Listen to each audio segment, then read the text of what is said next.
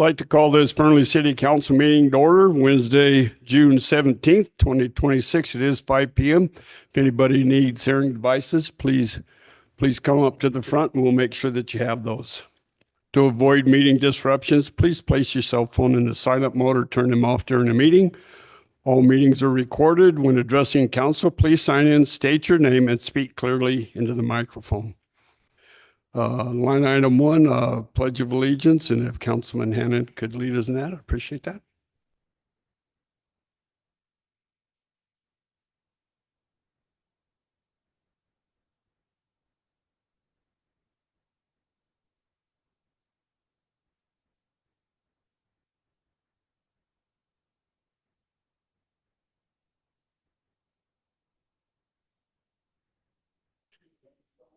Thank you, Councilman Hannon. Roll call. Ward 1, Councilman Hannon is present. Ward 2, Councilwoman Zoberski is on vacation, but might get back in time. She said she'd come on Zoom if she got back in time. Ward 4, Councilman Torres present. Ward 5, Councilman Mendoza is present. Line item 1.3, public forum. This portion of the meeting devoted to the public. The public may comment on any matter that is not specifically included on the agenda as an action item. Items not included on the agenda cannot be acted upon other than to place them on a future agenda. If you wish to comment, you can do so in person at the meeting or raise your hand featured in Zoom. *9 if you're participating via phone. Public comments are limited to 3 minutes. Please avoid repetition. The mayor may, at his discretion, hold comments until the second public forum at the end of the meeting. Public comments submitted prior to 4 p.m. the day of the meeting will be provided to City Council, and added to the record, but will not be read during live meeting. Any public input received after 4 p.m. the day of the meeting will be included in the record, but may not reach council members before action is taken. Is there any public input at this time?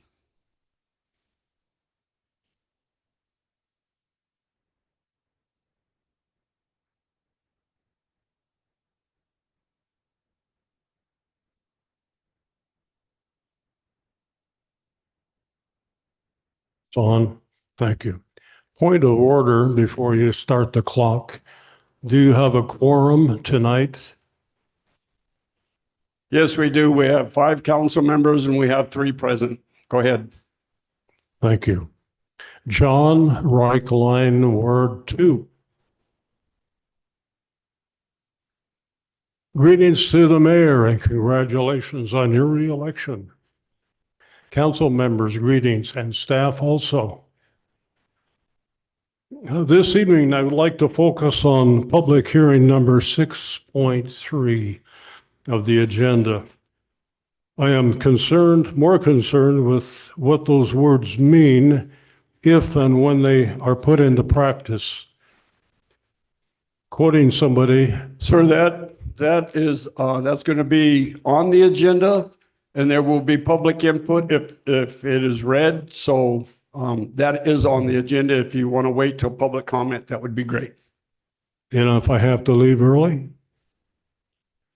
If my wife and I have to leave early? As much as we'd like to stay and... Go ahead. Go ahead. Thank you, Mayor. Like any powerful organization, it brings with it both opportunities and risks. Are the right questions being asked at this time? My question then follows from my review of this agenda item that provides a definition of the service area, that establishes a Fernley Power District Board, a governing body, that includes a composition, member selection, powers and duties. More importantly, it delegates to the board administrative and regulation authority over the district.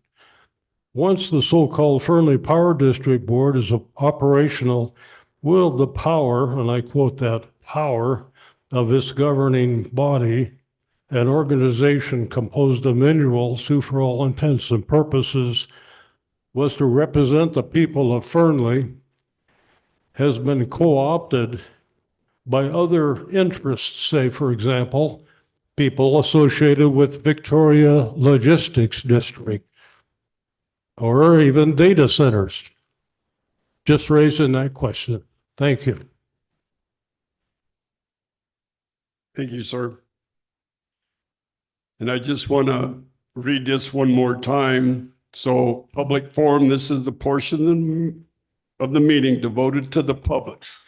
The public may comment on any matter that is not specifically included on the agenda as an action item. Thank you.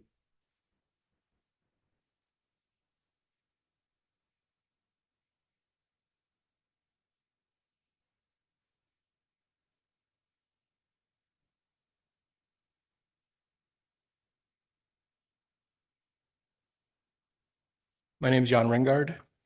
So just a question on that. If I mention something on Title 16, is that verboten tonight? Go ahead, sir. Okay. Greetings, Mayor and council members. I have two agendas to address. First tonight, please vote yes for item 10.1 for staff to cease work on Title 16 and instead create a civil penalty ordinance. Second, regarding the new and subsequent data centers, I have some questions. One, how many acre feet of water will each data center use monthly? Two, will the cooling systems be closed loop? Three, will they use non-potable water? Four, is the infrastructure in place to deliver said water? If not, who pays for that? Five, will water rights used to be only related to Fernley? Because when I was at Victory Logistics for one of their meetings, they said, oh yeah, we got some water rights we traded for Hazen. Well, Hazen isn't Fernley. And then six, presently, how many acre feet of water does Fernley use now? And then follow up on that, is there an estimate on how long our aquifer will last at our present rate? Thank you very much. Thank you.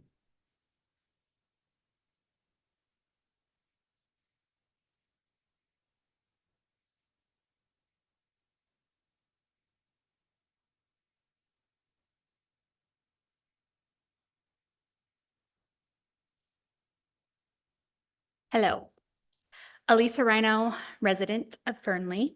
I understand that you guys have planned, budgeted for upgraded security for the parks, some of the parks, Green Valley, out-of-town park, in-town park. I'm wondering if you guys have any updates on when those new security cameras will be up. And also if you could tell us if the restrooms will be open after those security cameras are installed. This past Friday, there was a kindergarten graduation at the Green Valley Park. There were over 200 people in attendance with many small children, and the restrooms there were locked. I think that's unacceptable. It's a huge burden on our residents who pay to use these facilities. I had requested and received from Mr. Carson the year-to-date costs for the porta potties that are currently being used in place of the restrooms. And from July 2025 to June 2026, the amount is $274,000. That's $19,000 for maintenance and about $255,000 for solids hauling at wastewater treatment plant. But I also bring additional solutions rather than just relying on the upgraded security. Those being signs indicating punishment for vandalism, signs on how to report vandalism, creating a volunteer park watch program for the community, partnering with local sports groups to promote responsible use to the kids, encouraging residents to report suspicious activity, graffiti-resistant coatings on the walls, increased patrols by park staff, code enforcement, and law enforcement, motion-activated lighting, and possibly automatic locking and unlocking doors for after hours. So I feel like the residents have been punished for long enough with the vandalism that had occurred previously. Thank you. Thank you. Is any other public comment? Anybody on Zoom? Nobody on the phone? Okay. We will now move on to line item 1.4, approval of the agenda. Councilman Torres. Thank you, Mr. Mayor. I'd like to take 2.6 off consent, put that on the regular agenda for discussion. Remove 6.3 and reschedule that for July 15th and remove 10.1. I'll second that.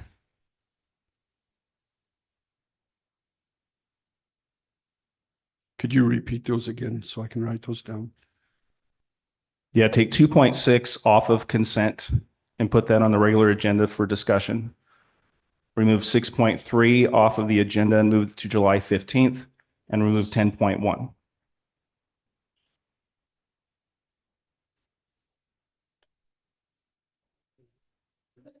Okay.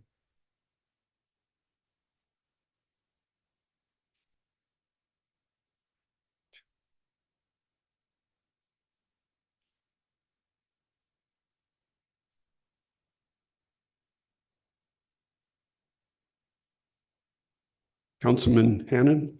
Thank you, Mr. Mayor. I have a question. Why are we removing 10.1? Are we tabling it to an additional, different night, or are we just removing it completely?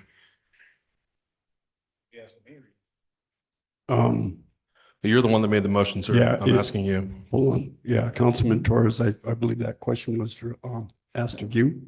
So we're removing 10.1 to take it off the agenda until we are able to bring the code up to something that is much more reasonable and workable for all of the citizens. Since you guys, the citizens, first came to us asking for this item several months ago to revise the code so that it was more understandable and not so broad-based. Also, we need to continue working on it to make it so from a criminal action to a civil action. We've been working on this for quite a while now. Staff has a lot of time and energy into it. I do realize that there are a handful of people, two handfuls of people that are not for it, but there are also a lot of people that I'm getting feedback for that are in favor of the changes. And I think we have a duty to make sure instead of running from a problem, that we fix a problem as your legislative branch. This was approved to move forward last May. It was also approved by all three members of this board to hire the consultant. So we did. And it was also approved by all three members of this board to pay for that consultant. Now that we have some uproar, one of us who's trying to harden his campaign has decided to back off instead of Mr. Mayor, I object. Yeah, Point of yeah. order. This is a personal attack. Hold on. So We don't need to That's the bring that into the discussion. Thank you, Councilman Torres. Mr. Mayor, I just want to make point of order. That was a personal attack on my character and competency, which is an open meeting law violation for the record.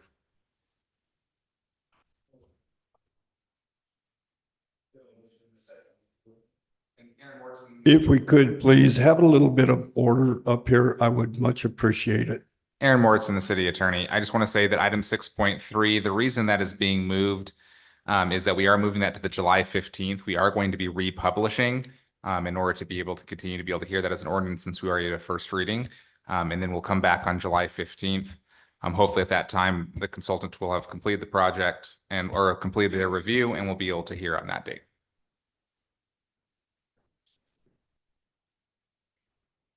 All right. I know we have a motion and a second. So we do have a motion and a second. And Mr. so- Mayor, because 6.3 is noticed as a public hearing, we will still need to hear just the public hearing portion of it today, as that's going to be required even as we continue it. So we'll need to leave it on just for public hearing, and then So once we get to 6.3, I'll open it up for public comment and that's it, public Correct. comment. And I think we've already had a couple comments on that as well. So anyways, all right, we have a motion and a second. Please vote.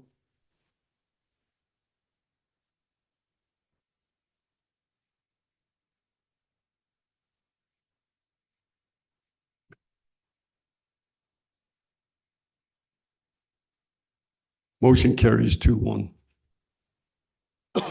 We will now Seems that we pulled 2.6 for discussion.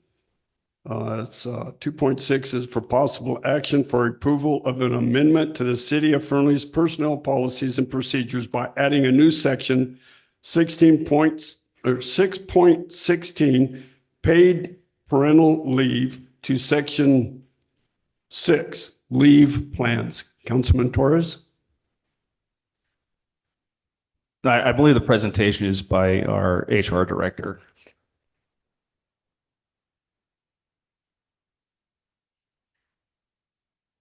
Good evening, Councilman and, excuse me, City Manager, Acting City Manager. I believe we want to table this or talk about this in further depth for it to be allowed to be used by all the employees. So, Councilman Torres, are you asking us to pull that and agendize this 2.6? No, it may have to come back for further discussion and a vote. So the agenda item is for approval and amendment to the City of Fernley's personnel policies and procedures by adding a new section 6.6 paid parental leave to section 6 leave plans. As it's currently worded, this benefit, which I totally agree with, would give people who are adopting or people who are having a child an additional 4 weeks of leave, paid leave. Is this 4 weeks paid or unpaid, ma'am? It's paid, sir. So what I don't want to do is I don't want to alienate or just give some employees a benefit without offering this benefit to other employees. And when I say that, I take care of my elderly mother. I'm not going to have any further children. This may, for full-time employees, come into a benefit to allow them to have the same benefit to take those additional 4 weeks off to take care of a spouse or an adult child or an elderly parent. So I would like to see this benefit for all of our full-time employees, not just the paid parental leave. I spoke to Mrs. Carter about this briefly, and if we need to bring it back so it's reworded, I highly encourage that and I would appreciate it. Sorry, I can work on that and get back to you. Thank you, ma'am. So we'll bring that back as a possible action, discussion, possible action at the next meeting. Is that what? Yes, sir. Okay. Okay.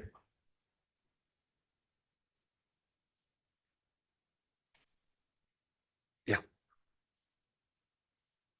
So now I'm looking for a motion to approve the consent agenda. Councilman Hannan. Thank you, Mr. Mayor. I'd like to make a motion to approve the consent agenda. We already discussed pulling 2.6 for individual discussion.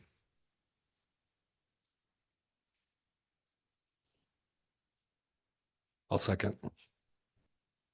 We have a motion by Councilman Hannan, seconded by Councilman Mendoza, and I think we just had that discussion. Sorry, I was a little bit early on that. Sorry about that. Please vote. Unless you want to have discussion, Councilman Hannan, you good? Okay, please vote.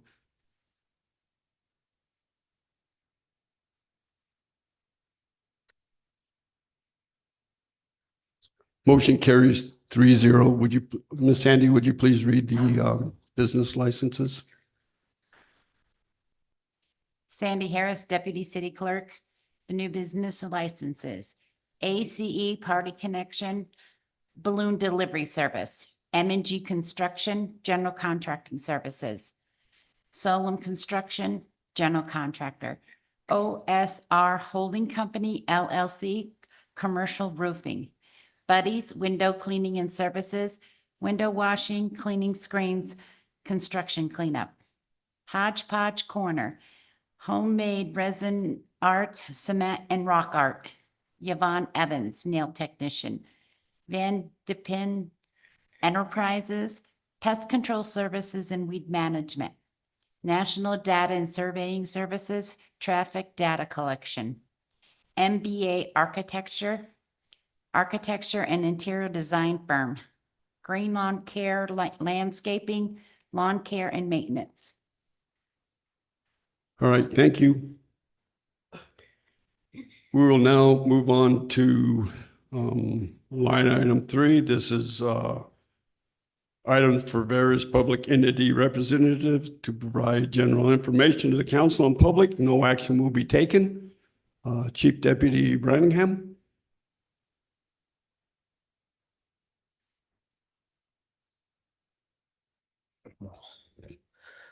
Chief Deputy Mitch Branningham from Lyon County Sheriff's Office. Good evening, Council, Mr. Mayor, Deputy City Manager. I'm going to be very brief tonight. It's a long agenda. We're just getting everything in line and getting our preparations done for the 4th of July holiday that's coming up, as well as the 25th anniversary for the city. We will have a pretty significant increase in staffing throughout the week leading up to 4th of July, and particularly on the 4th of July holiday, to include some traffic saturations here in the city, as well as in other parts of the county. The sheriff's traffic enforcement team will be out conducting those things, as well as just some general crime suppression and presence out in the park and during the parade, things like that. Operations plans and stuff like that are starting to wind down, and we're looking forward to having a safe holiday. That being said, I'm going to get out of here and let you guys get back to your meeting. Do you have any questions I can answer for you? Councilman Hannan. Great job. Keep it up. Thanks. Thank you. No further questions. Thank you. Let's see, let's go with, is anybody from the fire department here? Update? I don't see any other public entities here. All right, we will now move on to reports by city staff. Acting City Manager Lydia Altick. Good evening, everybody. I have a few announcements. City Hall will be closed Friday for Juneteenth. Community garden project. So we had a big cleanup last Friday. It was very successful, and that's the soon-to-be community garden and pumpkin patch that's located on Farm District Road. And that's across from Silverman Middle School. We had help from the sheriff's office, greatly appreciated, and waste management. So that's going to be the future site, and we're really excited to get that going. We have a few more cleanups planned throughout the summer.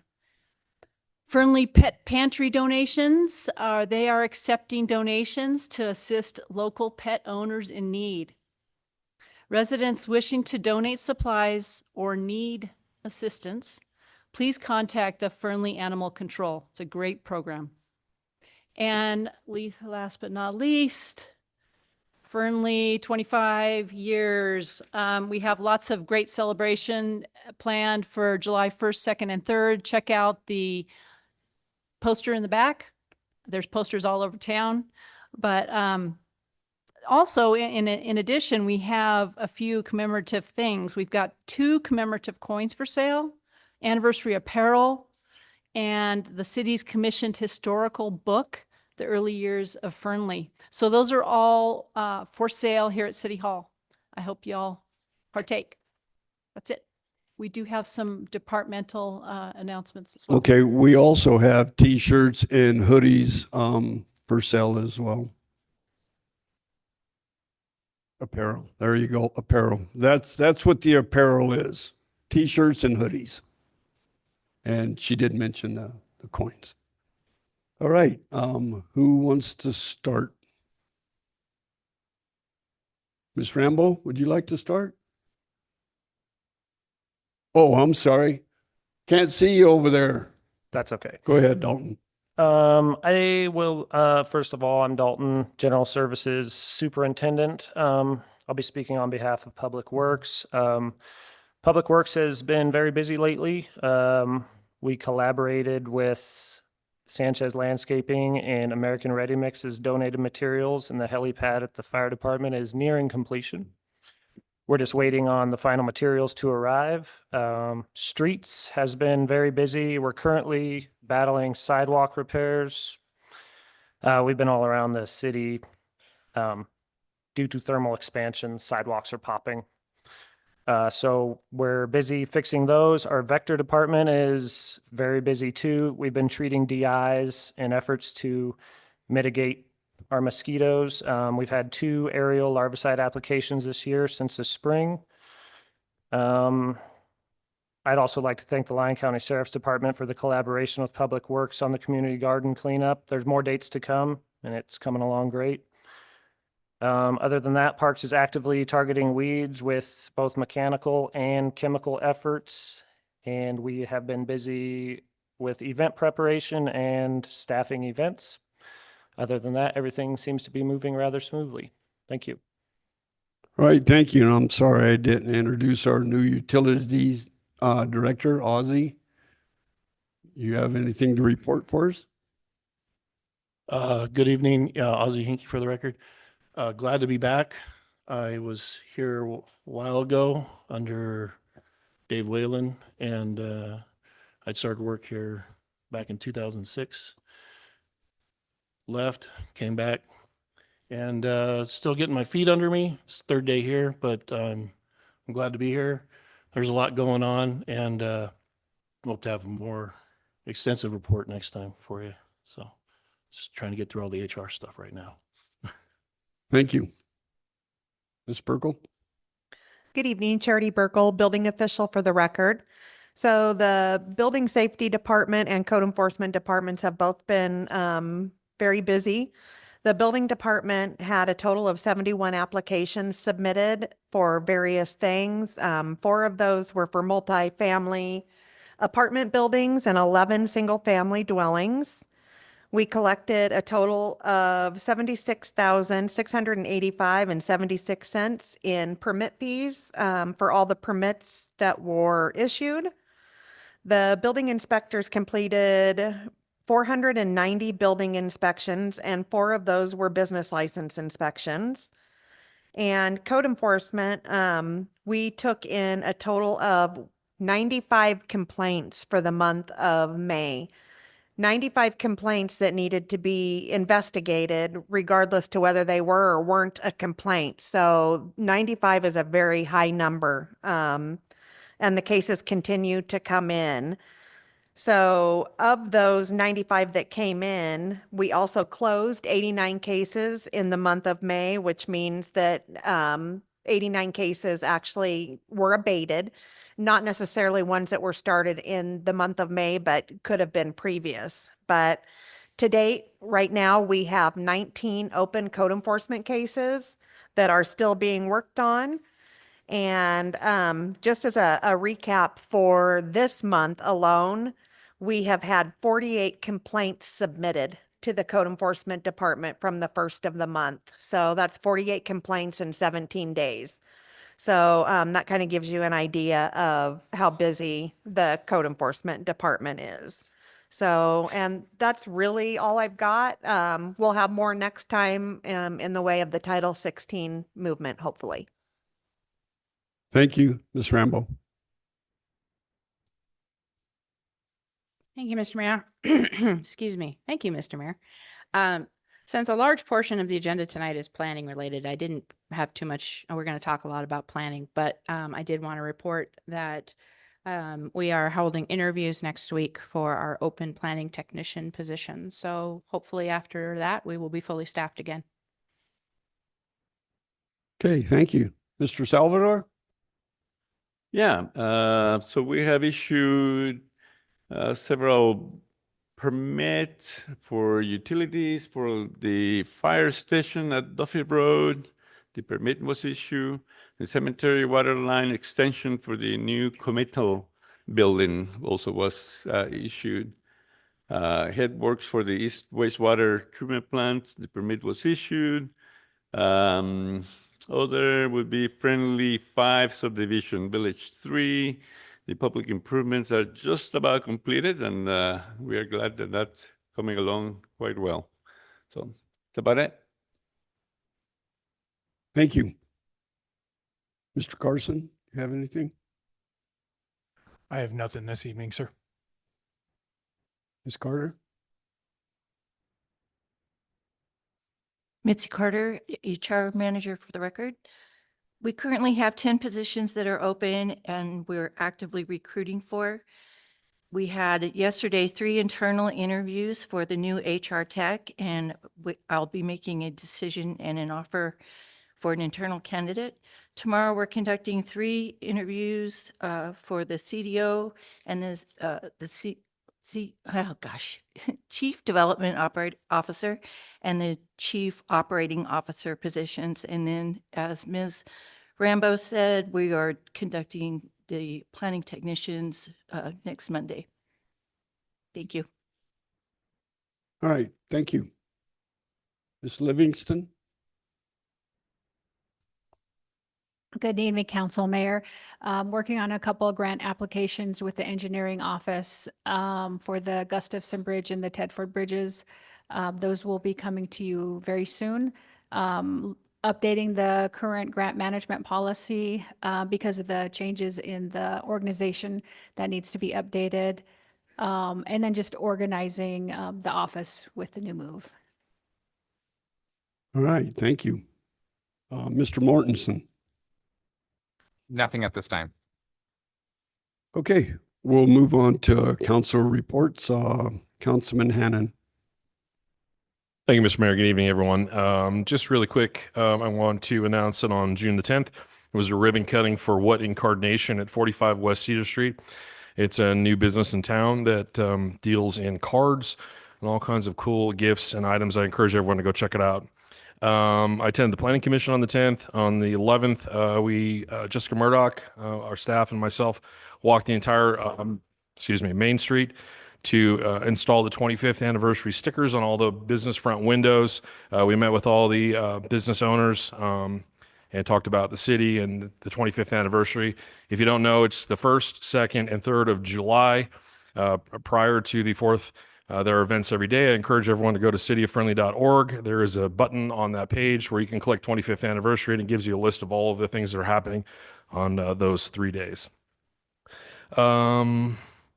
On the 12th of June, we attended the OG Ortho. It's a orthodontic office located at 1042 Inglewood Drive, Suite 100. This is another amenity and services being provided to the city. We're excited to see these new businesses here, and we wish them well. On the 13th, which was Saturday, I attended the Lyon County Sheriff's Search and Rescue Swiftwater Rescue Training. I'm a member of the Search and Rescue team. We trained in the Truckee River with Reno Fire and honed in our skills for the coming season. I want to thank all the folks at the Lyon County Sheriff's Department, the Reno Fire Department, and Lyon County Search and Rescue for their time and energy into this program. And then on the 5th and the 17th, the Union Negotiation Committee continued negotiating with our contract for the next 3 years, and we're coming along quite well on that. And with that being said, thank you everyone for coming tonight. Thank you, Councilman Torres. Thank you, Mr. Mayor. The Fernley Senior Citizen Advisory Committee had a giveaway last Saturday for the fan drive. We gave away 30 fans for our seniors. The second fan drive and giveaway is July 3rd here at City Hall. There is a craft fair that's in the parking lot, and we'll be giving fans away at that time. We have a Senior Citizen Advisory Committee Ice Cream Social on June 24th at the Senior Center from 11:30 to 12:30. And we had the Fernley Convention and Tourism Authority meeting on Monday, and we gave $94,766.67 to 8 nonprofits for 9 different events. So the FCTA money is working.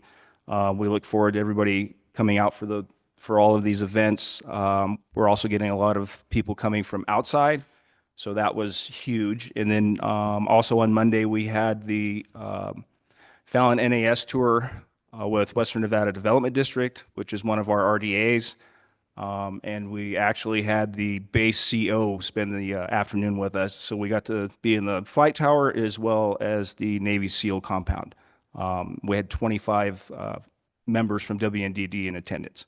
So thank you. Councilman Mendoza? Nothing to report. Is Councilwoman Zaborski on? Okay, she's not. All right, so I'd like to report that I as well attended both ribbon cuttings in the OG Ortho, which is out at Inglewood out there. What's that? out at the Meadows, sorry. They are open on Thursdays as of right now. And then as they get more clients, that they will open their office different days depending on the clientele that they start to receive. I too been in union negotiations and it's been going really well. And I just wanted to mention that I did attend the town hall meetings on the code enforcement. And I was asked to give an update on how those went. I know that, like Councilman Hannon spoke about, most people wanted to see everything go away. On the other hand, Councilman Torres, there were quite a few people in there that wanted to see certain things pulled out. And so the update is what we're going to do from here on out is we're going to go through all the recommendations that we got from the people that were here on these meetings and pull out and look at things that they suggested that we pull out and then bring it back, as well as taking it from criminal to civil. And that's all I have. So let's see, we're at 5.1 is a presentation by Matrix Design Group to introduce a comprehensive master plan 2050 update and provide an overall view of the process, estimated timelines, and anticipated community outreach. Thank you, Mr. Mayor, members of council. Michelle Rambo, Planning Director for the record. As you know, we have started in the very early stages of the update to the comprehensive master plan, mostly doing information gathering and some of the initial steps. We're about to now go a little bit further, and I wanted to bring in the consultant to update you on what we'll be doing. So I'm going to introduce, this is Fred. He's going to introduce himself. Thanks, Michelle. It's usually my last name that's a little difficult to pronounce. Mayor, Council, Manager, Fred Turnier, just Turner with an I, representing Matrix Design Group. And we have been selected to help the city with their 2050, that's such a long time, but 2050 Comprehensive Master Plan.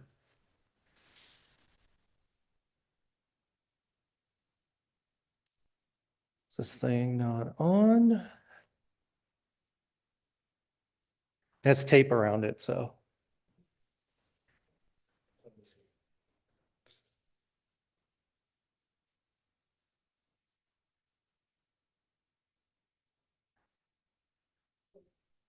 There we go. Thank you. Well, actually, this is a good segue because it does take a team to do this work. So today's agenda, we're going to introduce our project team. We're going to talk about the comprehensive master plan. We're going to talk about the role of city council, our public engagement approach, and project timelines and steps.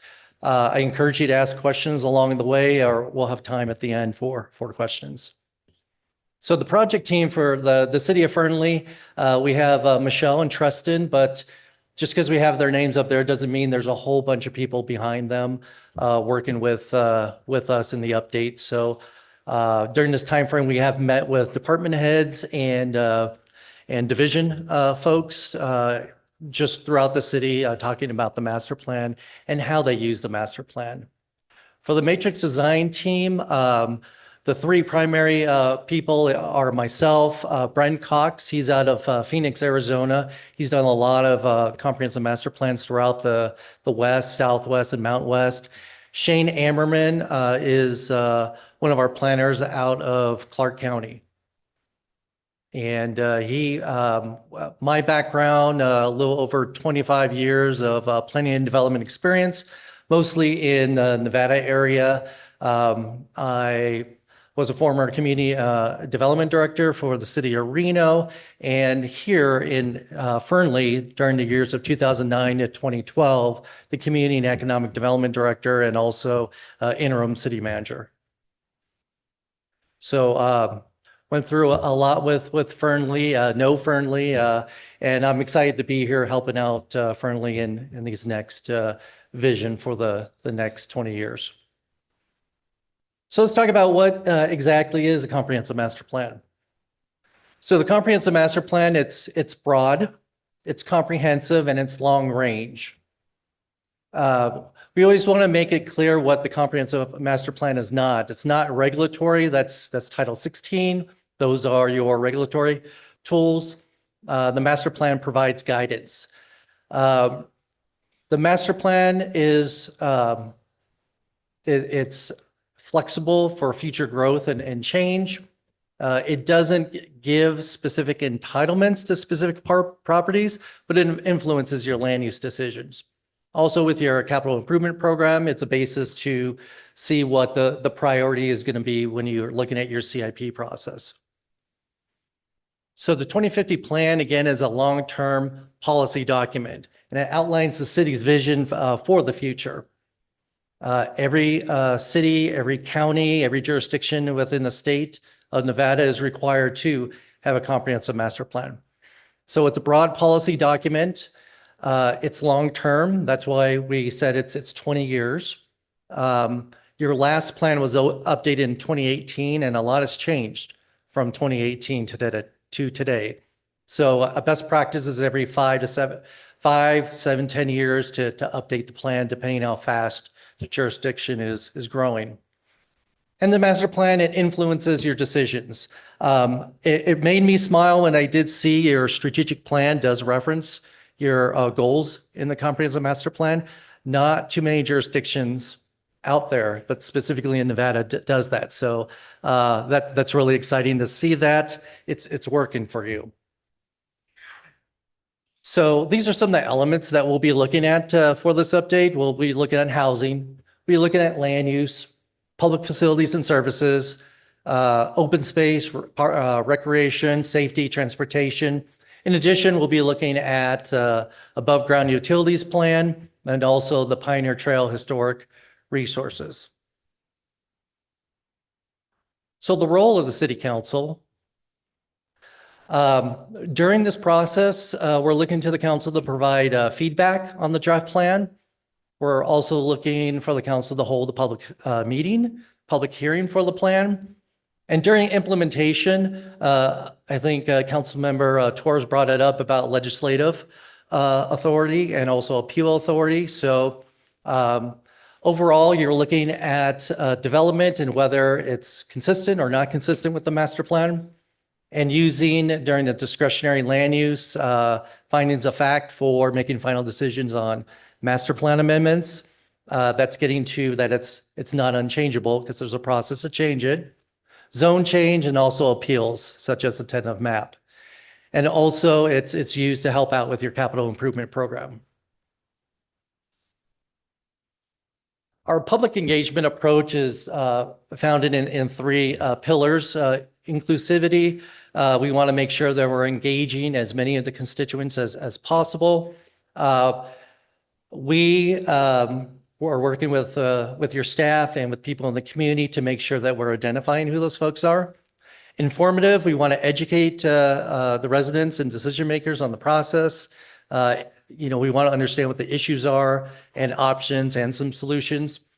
And the third one, which is really important, we want to validate. A lot of times people come into a community and they may have preconceived notions. So we want to hear what the problems are. We want to talk about solutions. We also want to validate those. Part of our outreach is that we have a project website, or as I like to say, it's a planner that's up 24 hours a day, 7 days a week. So if there's any questions that people have regarding the project, where we are, the materials that we presented, it'll be on our project website, and our being the city and Matrix going to help put this website together, and the city will have a connection to it. We also have informational materials. We have a GIS embedded system or within the website. It's called ID Places, and it's an interactive map so that if someone wants to bring up some issues regarding, say, traffic on Westerland, in the future on Westerland, then they can take a traffic symbol, drop it on there, and write in there that, you know, we have some concerns with people driving up and down on Westerland. Also, we're in our final stages of putting a questionnaire together, which also includes a visual preference survey for different type of housing, email signups, and also frequently asked questions. So for public engagement, we're looking to have 3 formal community meetings, one in August, October, and February of 2027. And these activities are an introduction to the comprehensive plan, what we're doing, how people can provide input. The second meeting will be explore and evaluate the different growth options and development options. And community meeting 3, the public draft of the plan and review and comment. I want to pause right here because these are 3 milestones, but there's a lot of other information or opportunities that go into that. Again, our website will have the ability for people to comment on materials as we're putting them together. Staff here will be able to take comments. You'll be able to email us different comments. And again, our website will be open 24 hours, 7 days a week. So for our community meetings, we'll be looking at visioning, issues and opportunities mapping, sharing the questionnaires. We'll have youth activities, and we'll work with staff on exactly what type of youth activities. Again, if these meetings are occurring later in the day and people have kids, we want to be able to get them out there to, you know, bring your kids. We'll have some activities for you. And also looking at housing, visual preferences. We've already heard from some people about what they would prefer for housing, and we want to, again, go through that process of validating, hearing what the information is and validating that. So for a timeline perspective, we are that first initiation and discovery. We're getting towards the end of that. And so that is just gathering information, doing a snapshot of what is in the community. We have an existing conditions report that's a draft that's going to staff in early July, just to validate that this is what the existing conditions are. And then we move into our community meetings, visioning, and from there, October, December of 2026, policy development, and also drafting as we get into January to the May timeframe, where we're drafting the plan and having a community public draft for review. And then in June of 2027, and again, we're talking a year from now, we'll be in this building here, having public hearings with Planning Commission and the council. So for the next 90 plus days, just a couple items. Last week, we did update the Planning Commission and field questions from them. Today, we're updating the council. Next week, we'll be having our first steering committee meeting.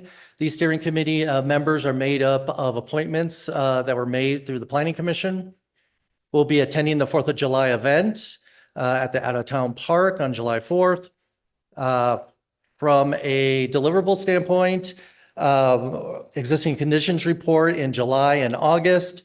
We'll be having focus group meetings, working with staff, but specifically Jessica Murdoch, who has provided some really great information for us regarding focus groups to meet with, which includes the Builders Association, the Chamber of Commerce.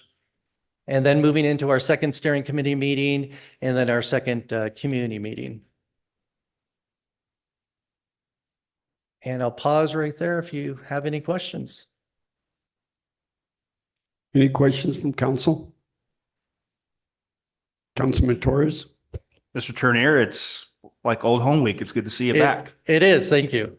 Thank you, Councilman. And congratulations for continuing service. No, thank you. We have you. We have Mr. Starkey in the audience. We have Ozzy back. So they must have known that you were coming and they wanted to have the reunion. But thank you for your presentation. Appreciate it. Thank you. Good to see you. Good seeing you.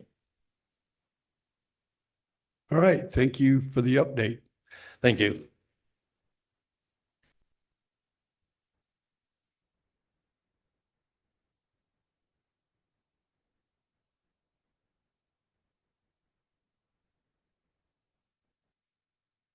We will now move on to public hearing. This is 6.1 discussion and possible action, second reading of bill number 385.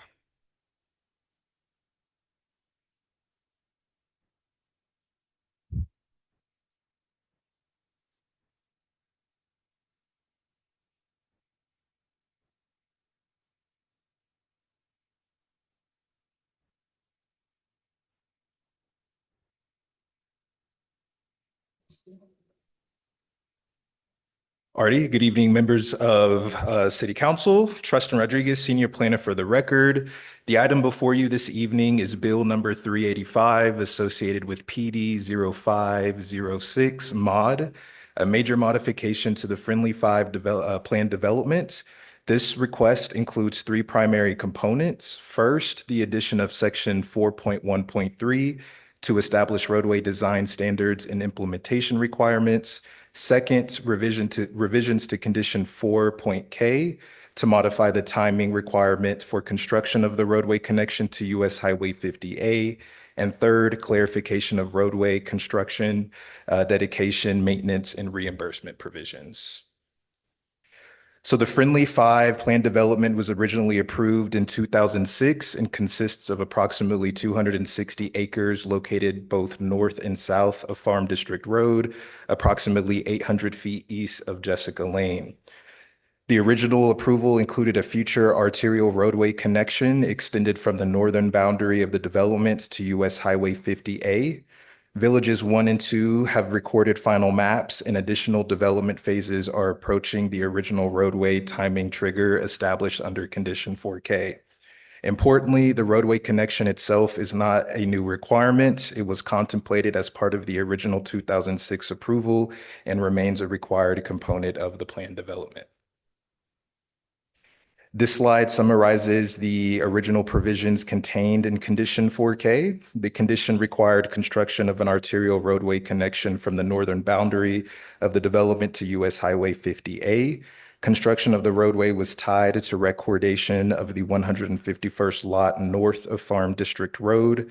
The condition also anticipated city coordination and acquisition of necessary right-of-way or easements, and provided that if those interests cannot be obtained, the roadway can terminate at the northern property boundary. This condition is ultimately the origin of the amendment before you this evening, as the original trigger is now approaching and several implementation issues has since been resolved or clarified.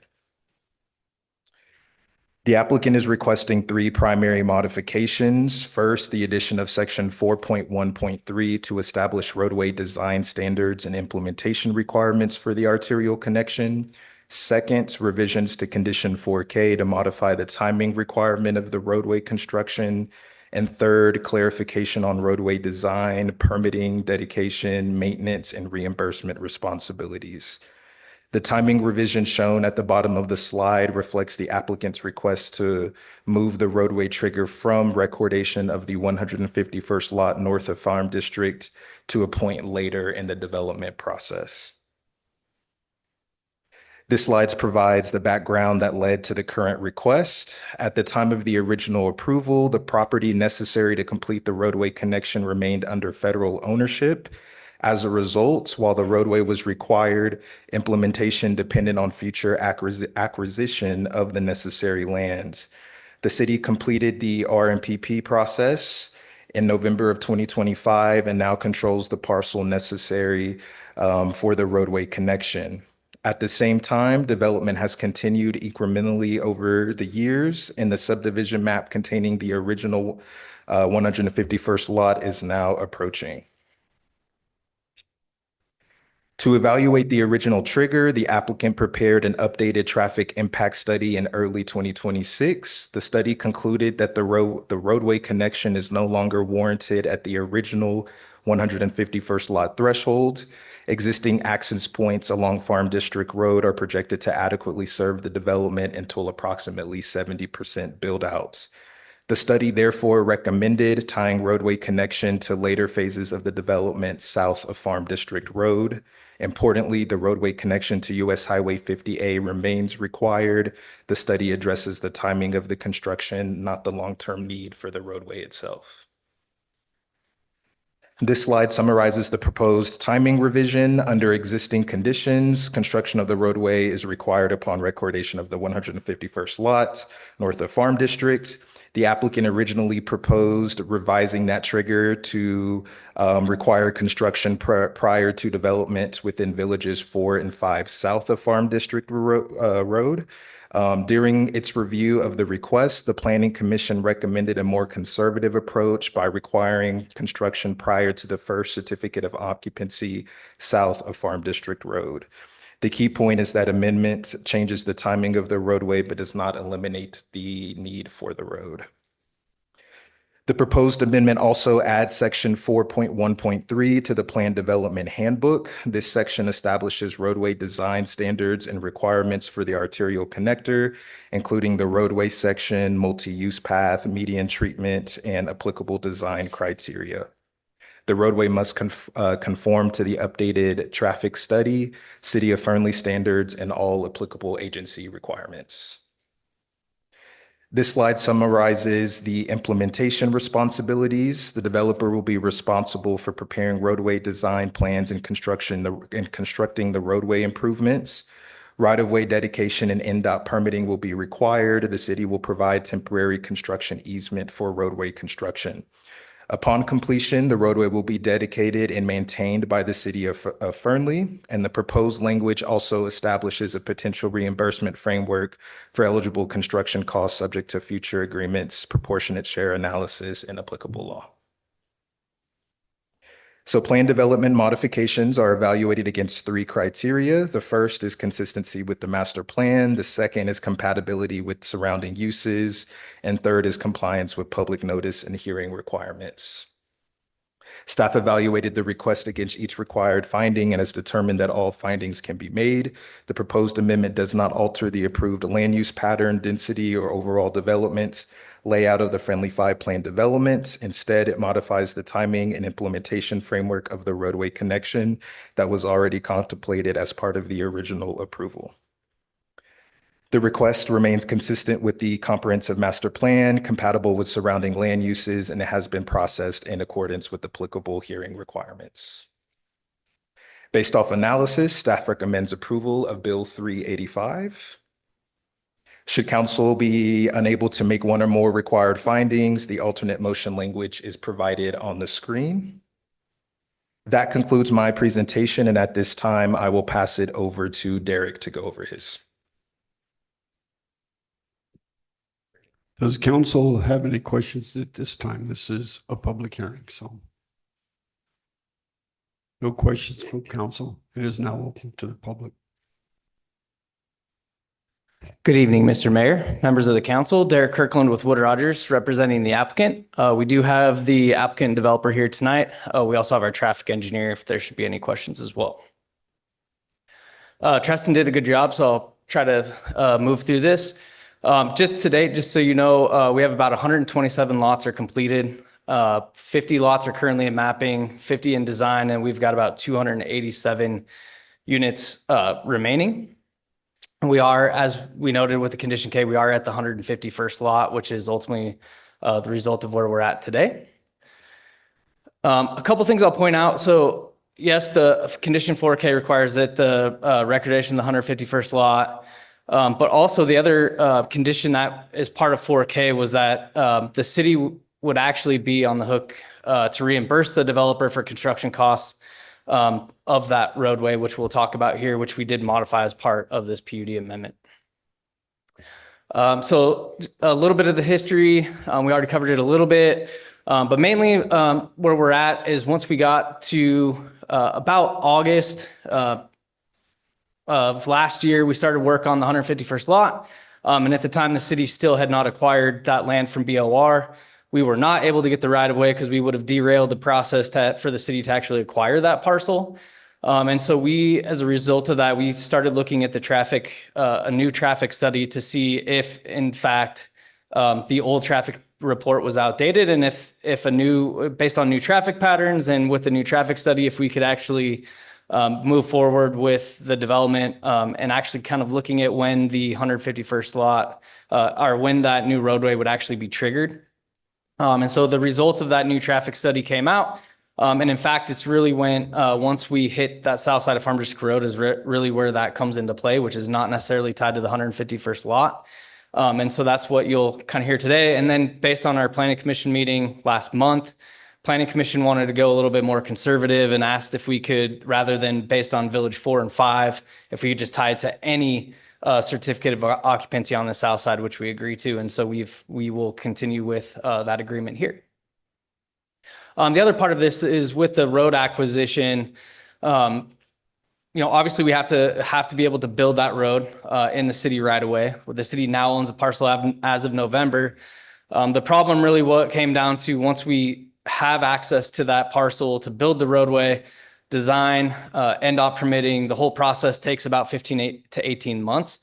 So without delaying Fernley 5 development plans as they're moving forward now, that's really why we're not asking to get out of the road. We're just asking to shift it to a later phase so we can get through the design. And we've actually started some of the design, which ultimately led to kind of where we're at with the PUD amendment and having actually identifying where the alignment would go, the cross sections and the detail, which in the PUD today is uncertain on how any of that would work. So clarifying is also part of this PUD amendment. Oops. And so with the traffic report update, so basically the original traffic report had a 151st lot. The current traffic report basically says approximately 70% build out. It'll function without. And so really it's, as I mentioned, once we hit that south side of Farm District Road is really where we add that full movement intersection between Village 4 and 5. Right now, there's not a full movement intersection. And so once we add that cross traffic extending to US 50 is definitely needed. And so it works well with the timing of where we're currently at. We are still proposing 2 lanes. We are dedicating enough right of way to basically for a future 4-lane road. The development's required per the traffic study to build 2 lanes of that. So we're proposing to build that out as 2 lanes plus a shared use path, which will provide a pedestrian bike connection all the way from Farm District Road to US 50. On the proposed modification, so this is 4K, and the highlighted sections is basically where we're kind of just highlighting some of the key points here. And per the Planning Commission recommendation, we've actually decided to change that to read, shall be incorporated with construction of villages south of Farm District Road, opposed to villages 4 and 5. All the construction will be design, construction, and the right-of-way mapping will all be the responsibility of the developer. The city will give us a construction easement and record the right-of-way. The city will be responsible for maintenance of that road. And as I mentioned, the original 4K condition actually had the city paying 100% of the construction costs. What we've agreed to and worked pretty hard with the city attorney, was really coming up with a mechanism that the developer would have the opportunity to basically come up with a proportionate shared cost. And so basically anything that the developer or the Fernley 5 development is required to put in would be their responsibility. The other percentage of the road that it benefits, like when the city acquired that property, if the city were to sell that property, the road being there is a benefit for the city to sell those parcels. The future landowner would have access to that road. And so there would be a mechanism per the new condition for the developer to essentially get some sort of reimbursement for a proportionate share. Still takes the city out of having to pay for that cost of that roadway. And then as other development comes on in the area, part of that proportionate cost would be if they benefit from the road, there would be a mechanism for them to share in some of that cost as well.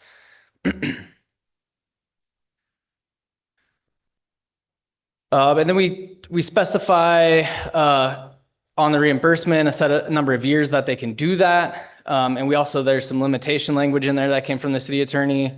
And then the last section is important there, where we basically, the main part of the condition is prior to issuance of the first certificate of occupancy per the Planning Commission recommendation within villages south of Farm District Road, the developer shall construct the roadway connection from the north project to US 50 as outlined herein. And then again, we've got added sections to the PUD that spell out the design standards of the roadway, which aren't in there today, the alignment of the roadway, which is not in there today. And so these are all steps that the developer's taken to date in good faith to move forward with design of this roadway. And should this be approved, they're ready to move forward with the NDOT permitting and getting this roadway moving. And then again, the language, as shown on the screen there, we would change to match the Planning Commission's recommendation of any village south of Farm District Road. Gives you a close-up view of that roadway alignment where it currently ends at the north property line, and kind of meander through those. And that's basically that's the parcel the city now owns that was acquired from BOR. So the road would basically split that. And then by having the 2 lanes on one side, we don't know what the future development plans are for that parcel. So it allows, if the city were to sell it, a developer comes in to purchase it. At some point, they would be able to put utilities on the other side and build the rest of the road, or it gives flexibility without ripping up what the developer is going to currently put in, but still providing that bike and ped access through the 8-foot shared use path. So just a quick snapshot overview. The original condition, US 50, 151st lot, first C of O on any village south of Farm District Road. It was 12-foot travel lanes, 6-foot bike lanes. We're proposing 2 12-foot travel lanes and an 8-foot shared use path.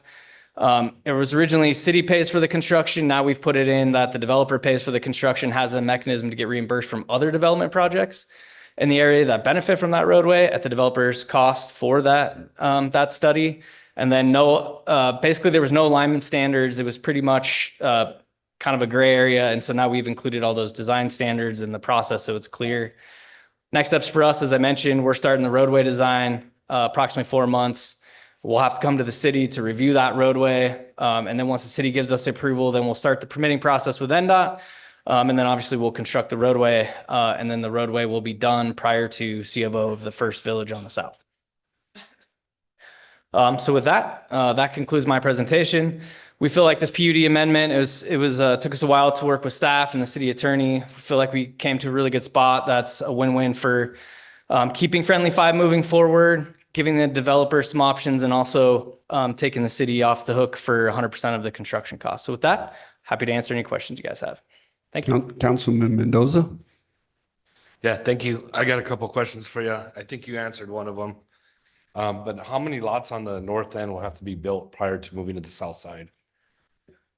I think I'm going to go ahead and let Lauren Because it looks Chilson like there's take a that. lot of construction that still needs to take place. Good evening, Lauren Chilson, Principal Traffic Engineer with GCW. There are 291 total lots on the north side of Farm District Road, and then the remainder of the project is on the south. So we would have to build the roadway extension before the completion of 291 certificates of occupancy. So there's 291 in addition to what's already there? No, in grand total on the Grand north side total. is 291. How many is there? We're at somewhere close to 100 today. 114, if I heard him. 114, so we're halfway there. Oh, no, constructed to date, I think is what he's asking. 127. Yeah. Low Okay. 100s. And then it sounded like the time frame for the design to be completed for the road has already been initiated, and we got 4 months approximately before you could bring that design back. Derek Kirkland, Wood Rogers. So basically the design that we've started to date is basically what you've seen, just enough so we can kind of have an alignment, understand the right of way, understand the design requirements. Should this be approved, then we'd eventually initiate that. We still have field work to do. So once we get through all the field work, then it's a 4-month design process, and then another several months, which I had up here. Oops. We basically have about 10 months to get through from the time we start design of the roadway to get through kind of all the permitting processes, probably 10 to 12 months total. And we're still a few months obviously away from starting design, just because we have to get through all the field work. We got to get through this process, and then we got to start the field work and Yeah, absolutely. get all the base mapping done.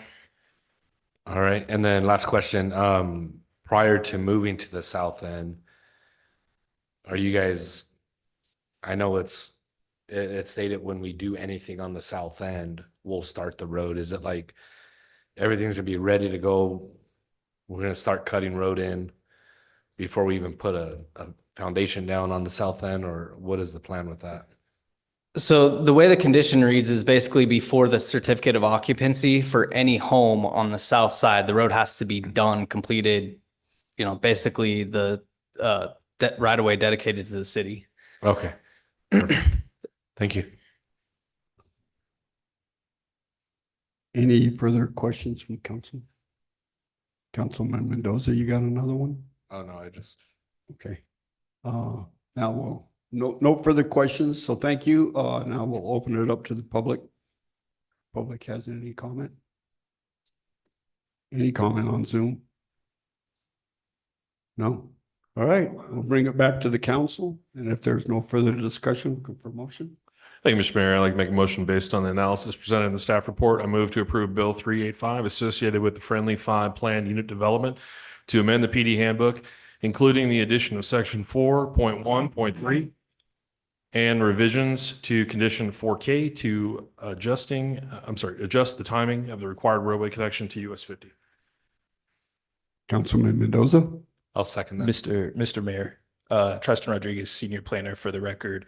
Point of clarification, if the motion is as presented by staff, that would be tied to villages 4 and 5 south of Farm District. And so if the intent is to do any villages south of Farm District, if we can get that stated. I'll go ahead and Go amend ahead, my- Councilman Hannon. Thank you, Mr. Mayor. I'll amend my motion to include, I'm reading off of the recommendation, that's why.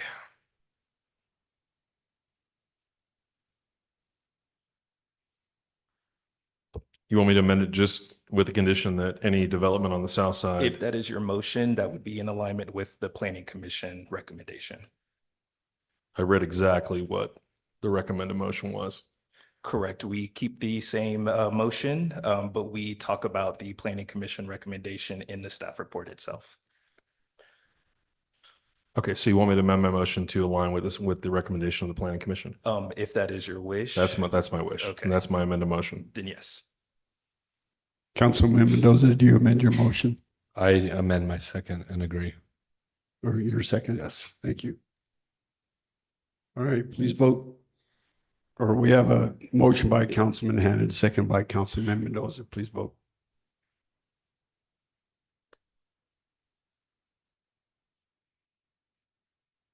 Motion carries 3-0. We'll now move on to line item 6.2, second reading and adoption of Bill 387, amending the Fernley Municipal Code Title II Administration, Chapter 8, May and City Council Selections 2.08.01, salaries and annual increases by adjusting the salary of the mayor and the city council. Ms. Carter. Good evening, council members. Mitzi Carter, Human Resource Manager for the record. To give a little history on this explanation for the adoption of Bill number 385 to amend the salaries for mayor and council. Former Councilwoman Fran McKay made the original request for the compensation study in 2024. Excuse me. The compensation study was conducted by HR and the City of Fernley's Legal Department in 2025. The ordinance was introduced to amend Section 2.08.01 of the City of Fernley's Municipal Code. The amended salaries would be effective in 2028, and I am open for any questions. Councilman Mendoza. Oh, no questions. Councilman Torres. So thank you for bringing this back, Mrs. Carter. I just want to make clear that your initial wage study that was presented based on Councilwoman McKay's request was in line. It was correct. So I don't want anybody to think that we're fixing anything that you did. So when the legislature last session was able to adopt this bill, it kind of set the standard for the state to where the mayor will make 80% of what county commissioner makes, and then council will get a percentage of that. And I think most of the municipalities are following along with that. So great job. Thank you for bringing this back. And the reason that I asked for the legislative bill to be accepted and be brought into the wage study for council and the mayor is it lowered the wages for all of us. And I thought it just made it more palatable and easier for the public to understand as well as get on board with. I mean, we make $13,000 before taxes now. This will make us, I believe $30,000 before taxes. So we're not asking for, an arm and a leg. None of us up here will see it until after, what is it, 2028. Yeah, November of 28. So we're not voting for a raise to take effect right now. And I want to make that very clear to the public. So thank you, ma'am. Yes, sir. And just so I understood you correctly, so the mayor makes what the commissioners make, council makes 80% of that. Correct. Okay, thank you. You're welcome. Now, does staff or does council have any other comments? No? Councilman Torres? This doesn't have to be a public hearing, does Yeah, it? it's a public hearing. Aaron All right. Morton, City Attorney, all ordinance changes require that public hearing. So does the public have any comment at this time? Is anybody on Zoom with comment?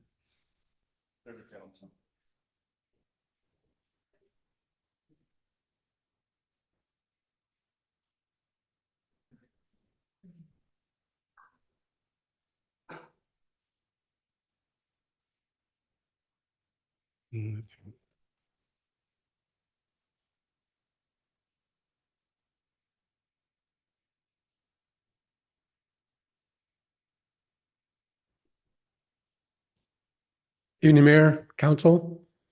Thanks for being here tonight.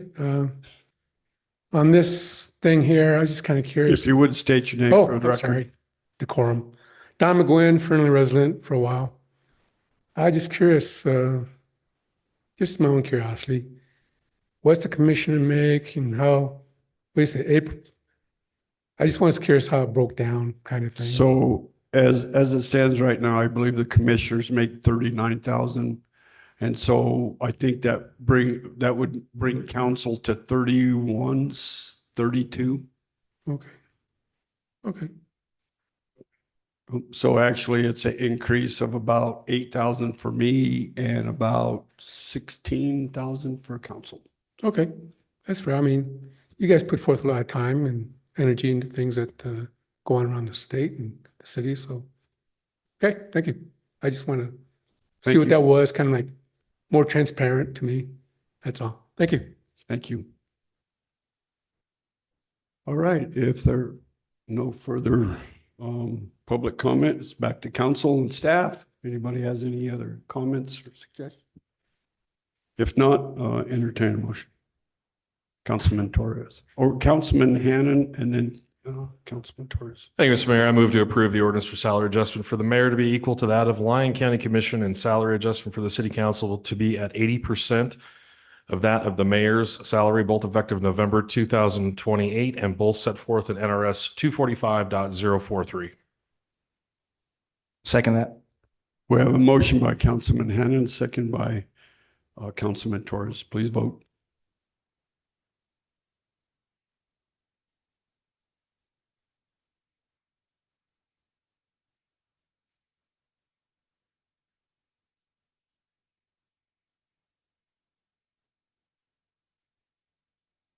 Motion carries 3-0. This time requested to take a 5-minute break.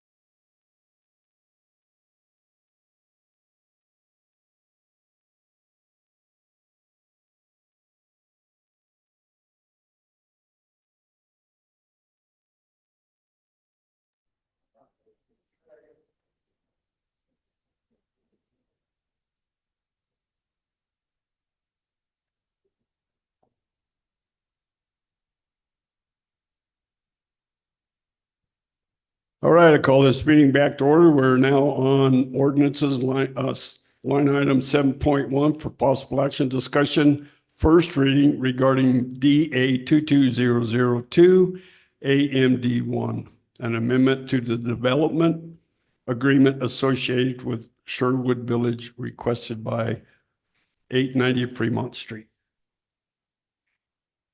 And Mr. Mayor, very briefly, could we step back to the last public comment item I know was continued, but we still need to have public comment on it, 6.3?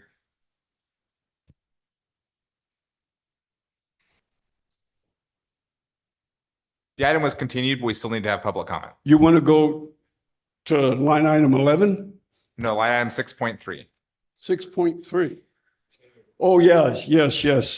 Yeah. Okay, so now I do have to open this up, although this line item has been pulled until the July 15th meeting, but it is a public hearing, therefore we have to open it up to public comment. So is there any public comment at this time? Is there anybody on Zoom? Oh, go ahead. Mr. Mayor, Council, Rick Nelson, Mark 4. We welcome public comment. We welcome the input from the council. We welcome the input from the public. We think we've done a very good job of laying this out. We've heard a couple folks talk about their concerns. I would ask them to read through it, come by and talk to us, or reach out to the city and go through the facts. But I believe this is well laid out. So the second reading on July 15th will be important. We want to make sure that we've got all the data from the review in so we can have that harmonized within the documents and ready for the 15th of July. And I just don't want to get to the 15th and then say we want to wait another month because we haven't incorporated the comments. So again, we're open to any requirement from the public, any requirement from the council. The consultants that are out there, we're ready to take all of that and work it. We have our councils here. We have our councils online as well. But we think we've done a good thing, and I think it's a good thing for the city. Thank you. Thank you. Any further public comment? Anybody on Zoom? Okay. Now we'll move on to line item 7.1.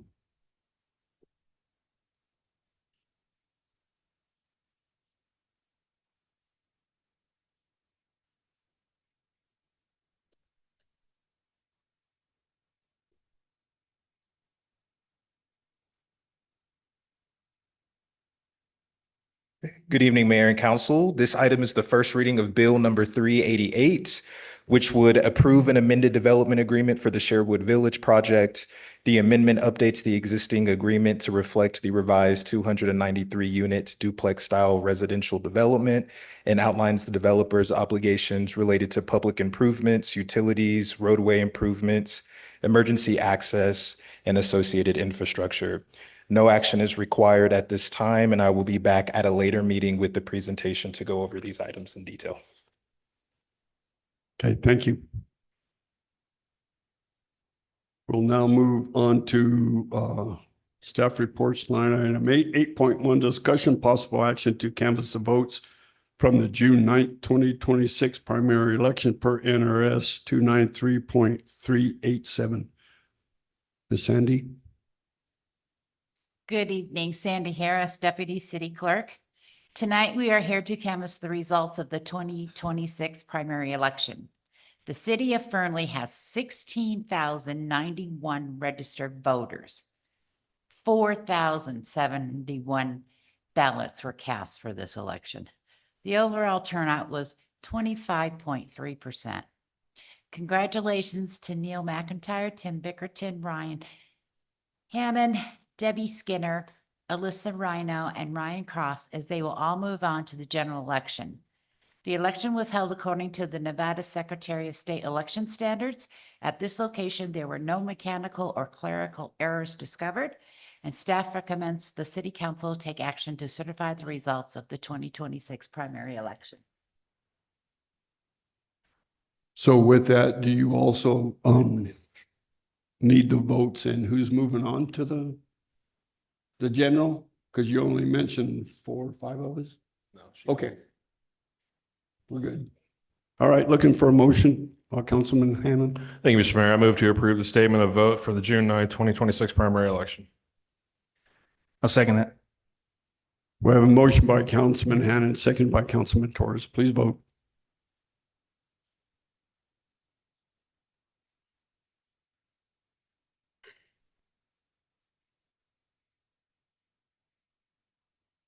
Motion carries 3-0. Thank you. Line item 8.2, review and discussion of 2 potential zoning code amendment regulating data centers from the city of Fernley. Ms. Rambo. Thank you, Mr. Mayor, members of council. Michelle Rambo, Planning Director for the record. And before I get started, I just want to make everybody aware that we do not currently have any data centers in for approval. We've had some conversations, but nothing official has come in yet. And these are very draft ordinances and it's very subject to change. So the whole point of coming before you tonight is to get some input on what you would like to see in the future drafts. There we go. All right, so why we are here today, as we know, data centers are becoming more in demand. They are kind of creeping into our area, USA Parkway, Lyon County down in Silver Springs. They're getting closer, so staff wants to get out ahead of it and have something ready when we ultimately get some requests. We've also seen some recent events in our neighboring areas, such as Reno. They got kind of blindsided, so again, want to get out ahead of it. And there are some environmental concerns that we need to address and make sure that we have proper mitigations in place.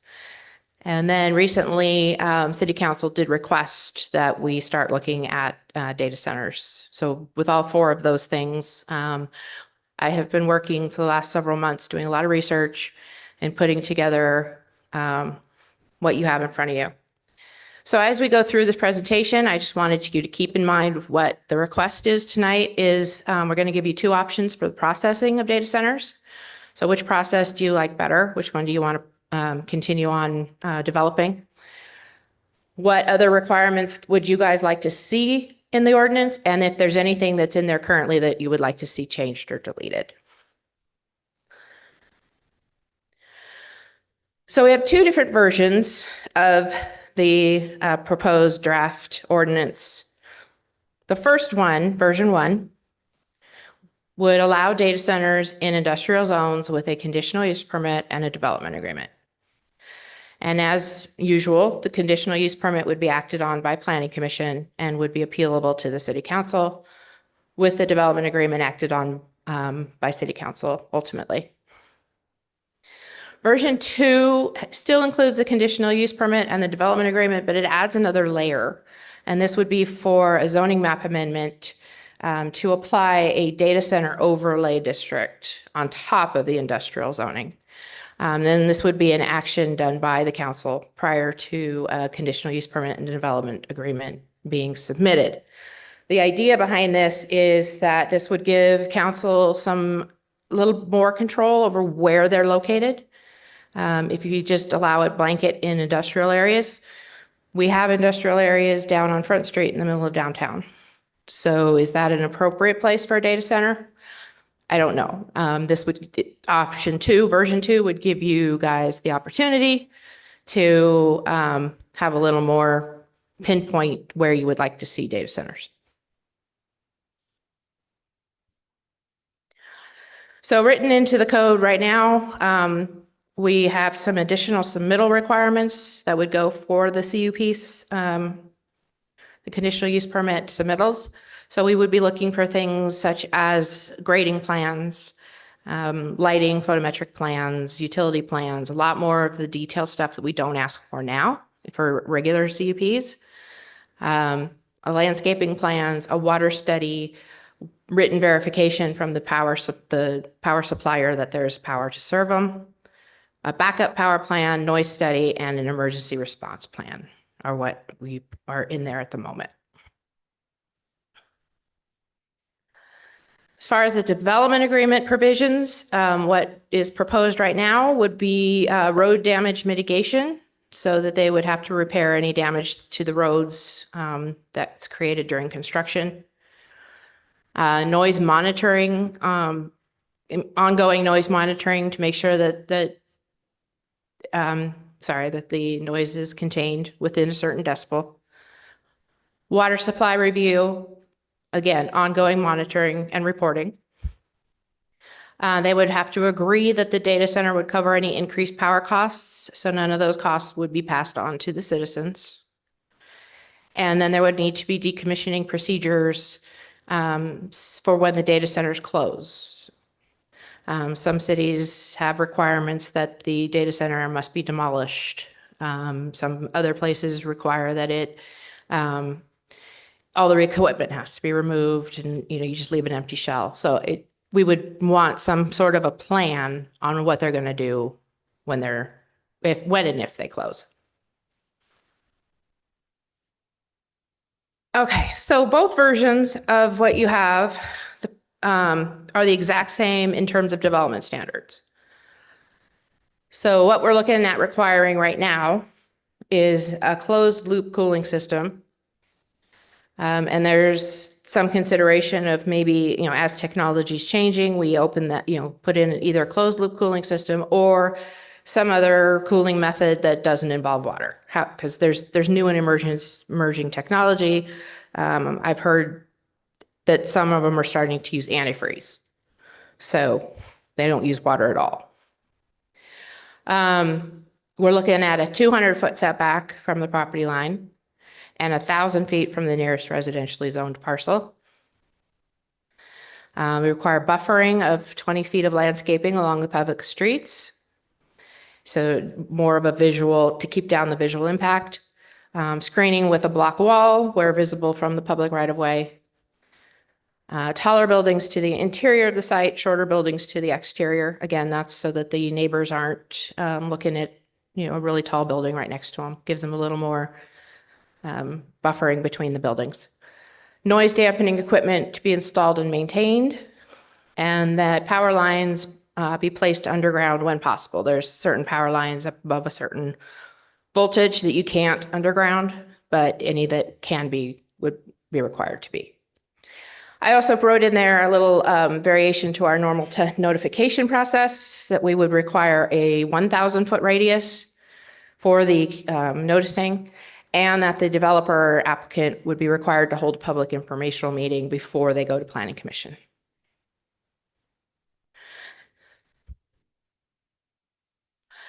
So as I am going through this, I did have some particular questions I wanted to ask you. Things to consider, such as noise monitoring. Right now it's written as 5 years. I've seen it anywhere between yearly to 7 to 8 years. So I didn't, if you're comfortable with 5 or you wanted to modify that. We could potentially put in a restriction that modifications and waivers are not allowed, so they would have to stick to the code. Unless there's something we want to specifically waive. For instance, in there now, the height is with a major modification, you're allowed to go higher for the height. But we could also say that that's the only allowed waiver that we would give them if we wanted to go that route. Waste heat recovery. I did include that in the development standards.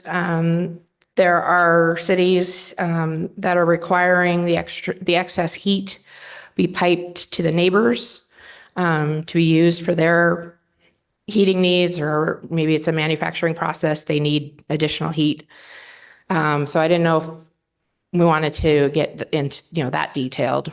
The 1,000 feet to residentially zoned parcels, that's about 0.2 of a mile.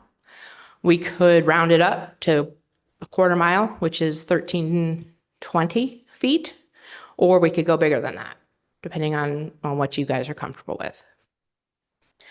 Requiring an environmental assessment. which would look at things like cultural resources, soils, any contaminants. I don't know if we need that necessarily, but that's something that other cities are requiring, so I threw that in there.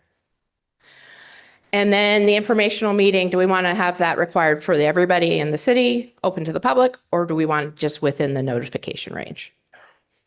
So those were my kind of specific ideas. And then any other thoughts that you guys have?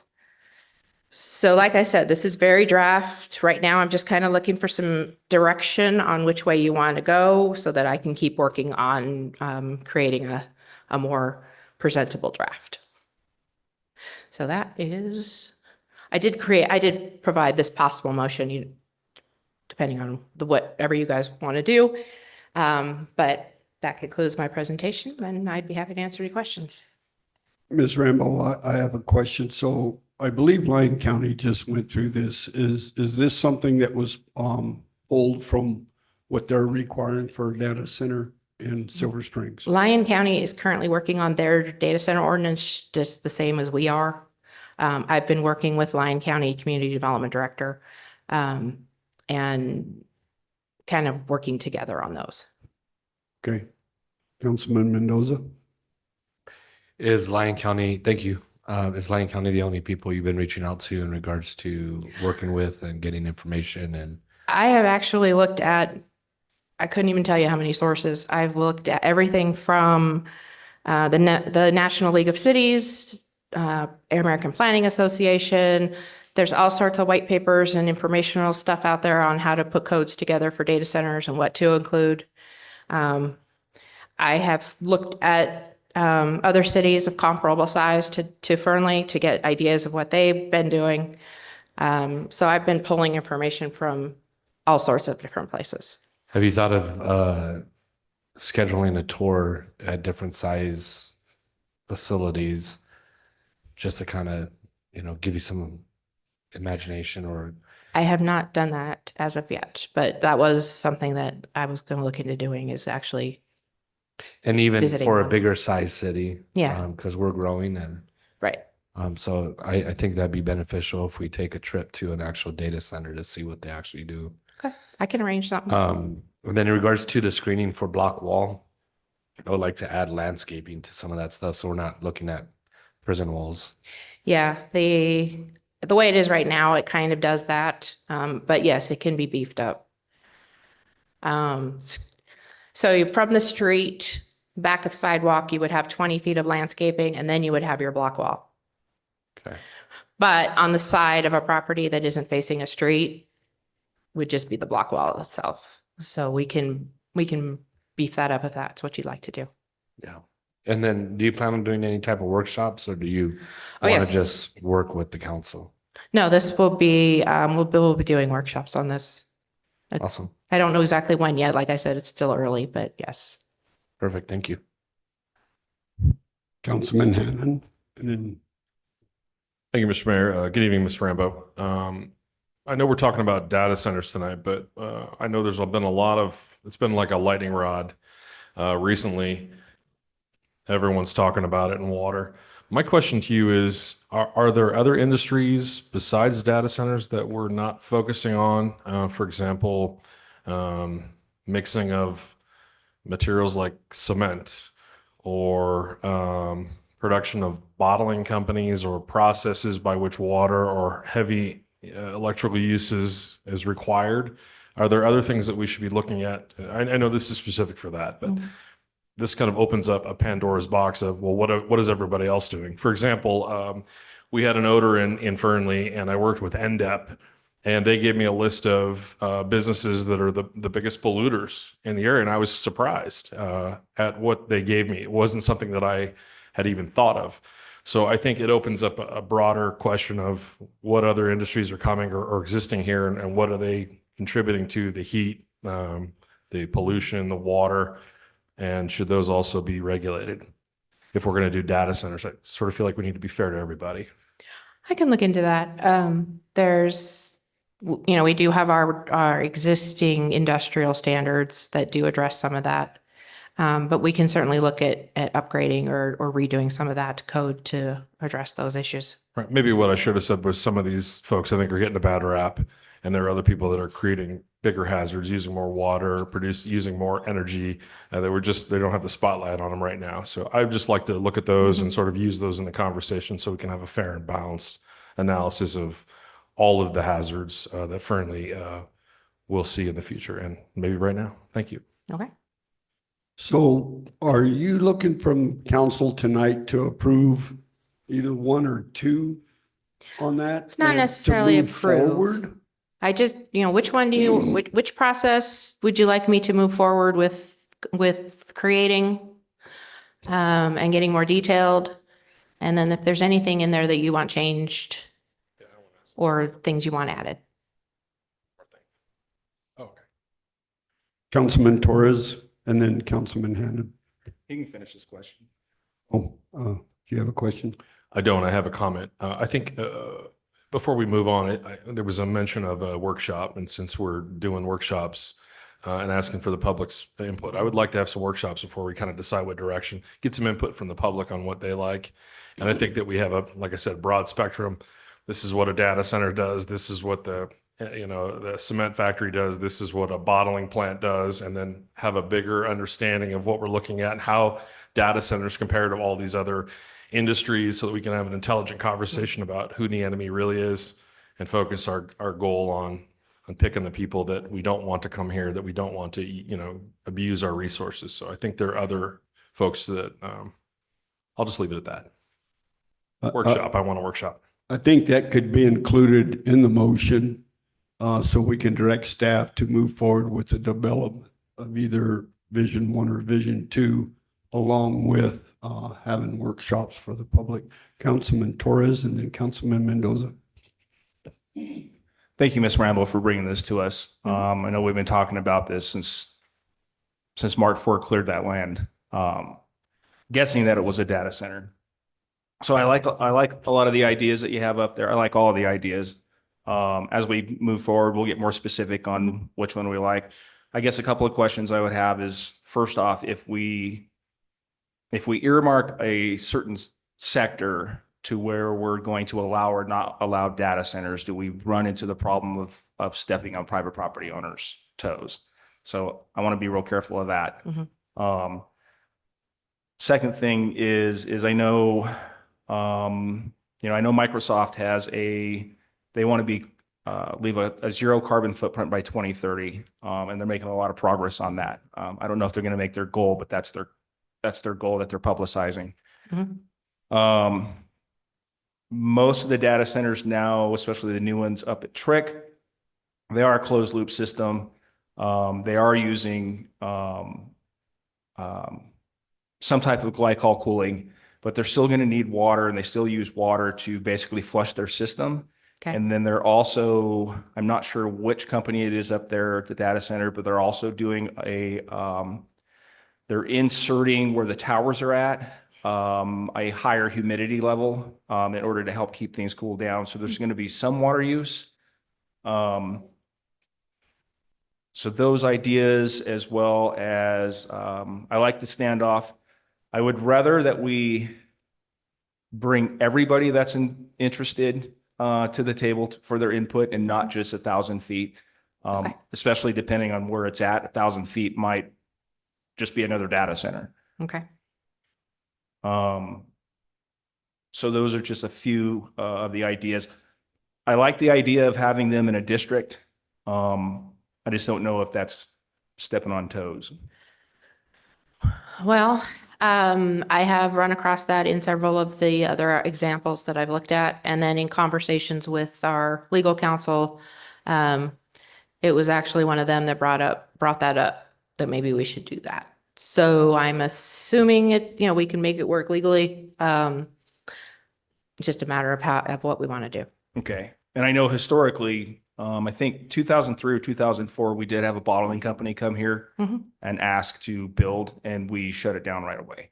We don't want a bottling company because of the huge amount of water use. So it's going to have to be revisited, as time goes on. People come here and want to come to our city.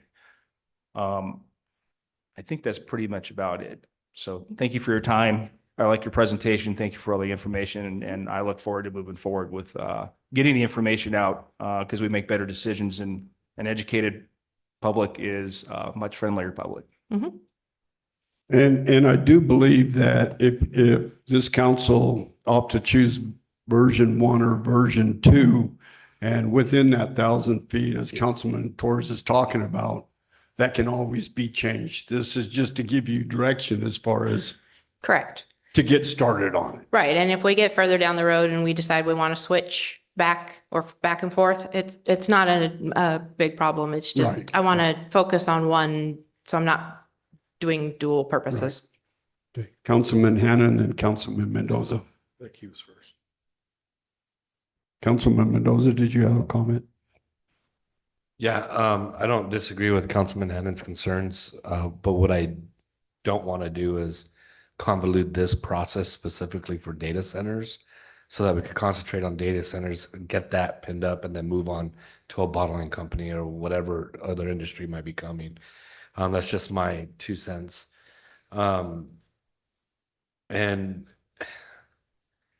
I would say, personally, I'd say instead of just taking off, because I could take information from both your versions Mhm. and make my own version out of it.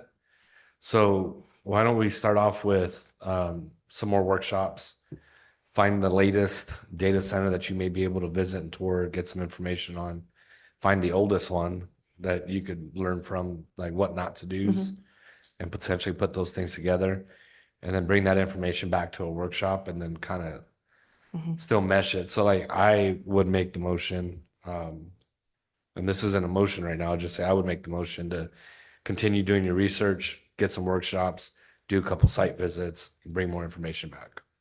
Okay. Councilman Hannon. Thank you, Mr. Mayor. This is a question maybe for our legal counsel. Are we able to restrict the way that water users use the water that they have the rights to? That's an Aaron Morrison City Attorney. That's a tricky question. The answer is that we can put restrictions on the way water is used prior to, or the requirements that we have for water prior to different facilities coming in. I don't know if that answers the question. Once they have the water, generally there's ways in which they use it without waste. We can restrict waste and things like that. My concern is that if somebody purchases a piece of property in Fernley and they want to build a data center and they've acquired, let's just say 100 acre feet of water, and their requirement per year is going to be 50 acre feet. If we can put restrictions to say, you can't come here, you can't use your 100 acre feet of water for this facility, as long as they're meeting all of these other requirements for waste. And can we do that? Is that even legal, or is that sort of like this taking thing? Aaron Morrison City Attorney is law. I'm going to be very careful with my language here. The answer is yes. I believe we can restrict the ways in which people use their water that they have. We have to be careful not to require them to dedicate more water, excessively more water than they are using for that project. Does that make sense? It does. Thank you for the clarification. And Ms. Rambo, just for the record, I am in favor of looking at designated areas which are conducive to that, to whatever development is going to be there, whether it be a shopping mall or a restaurant or a data center or a rail yard. I think that there's appropriate places for all of those things that we need to look at restricting access to put those in places that are appropriate for the city. So I'm on board with the part 2 that you were, but I would like to hear from the public, and I'd like to have an intelligent conversation. I'd also like to see some kind of comparatives about, like how much water 6 houses uses versus how much water one data center uses and things like that, so people can get an idea of all of the numbers and what we're talking about here. Thank you. Yeah, the plan was to gather all that before I bring it back to you. This was mostly just to give me some direction to move forward. I'm just giving you some feedback, so I Okay. appreciate all your work. Thank you. Good job.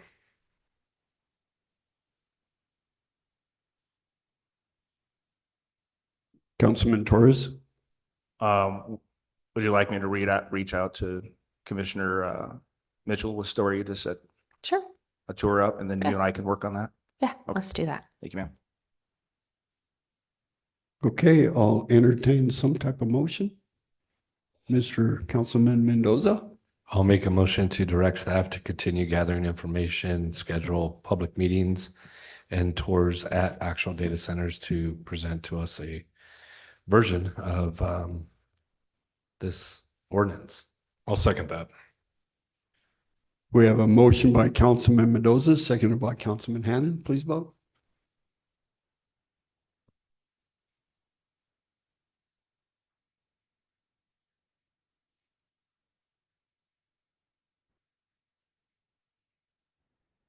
Motion carries 3-0. Thank you. Now I'll move on to line item 9, resolutions 9.1 for possible action and discussion to approve resolution number 26-012 to commit $3,996,000 from the city of Fernley's fiscal year 2026 general fund ending fund balance for the design and construction of capital projects and purchase of capital equipment approved in the fiscal year 2027 capital improvement plan that was presented as part of the final budget. Mr. Carson. Thank you, Mr. Mayor, and good evening, members of council. I am Robert Carson, City Treasurer for the record. As Mr. Mayor said, this resolution is to formally commit $3.996 million of our ending fund balance this current fiscal year to construct and purchase capital assets in the next fiscal year that were approved as part of the final budget. So there's no formal presentation on this one. This is something we went through last year and something that you'll see going forward every other year. And I'd be happy to answer any questions. Any questions from council? If not, entertain a motion. Councilman Hammond. Thank you, Mr. Mayor. I move to approve resolution 26-012 and commit $3,996,000 for the city of Fernley's fiscal year 2026 general fund ending fund balance for the purpose of funding capital projects and purchasing capital equipment and vehicles. Looking for a second. I'll second that. We have a motion by Councilman Hannon, second by Councilman Mendoza. Please vote.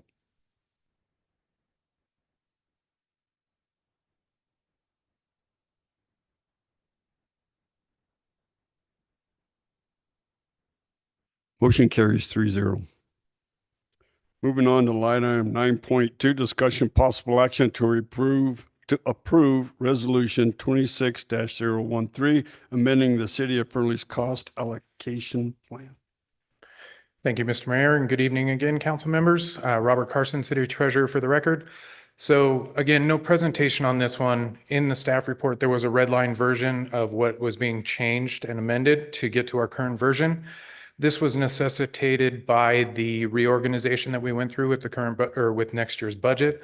So it would have made our resolution back from 2019 for the cost allocation plan basically invalid because we reorganized and added some new things.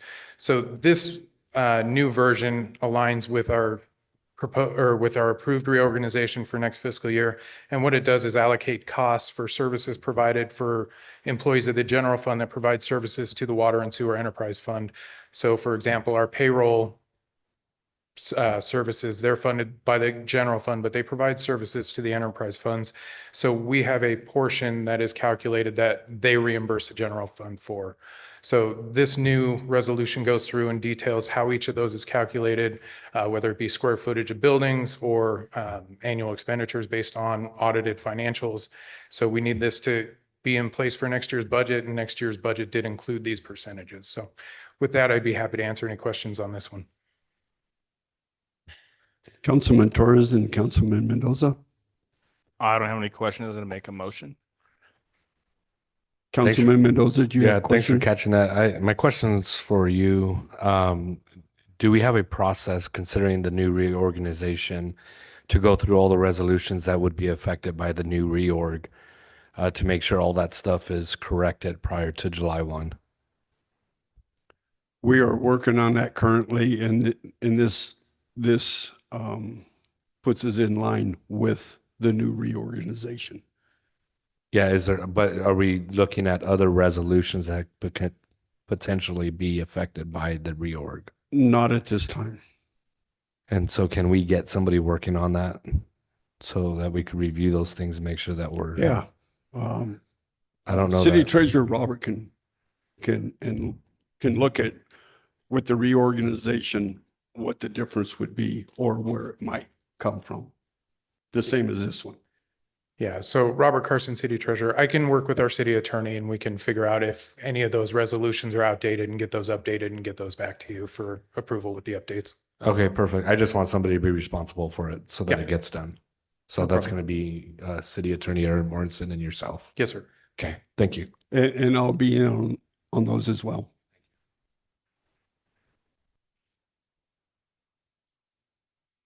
Councilman Torres.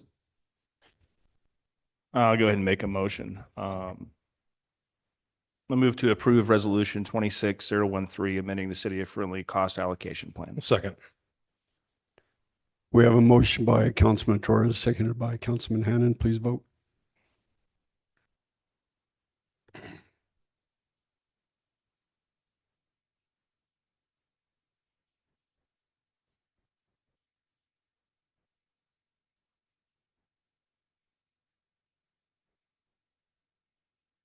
Motion carries 3-0.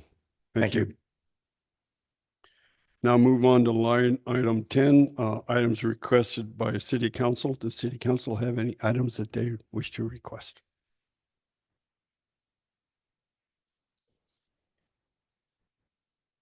Okay, seeing none at this time, we will, line item 10.1 was pulled until we work on the code.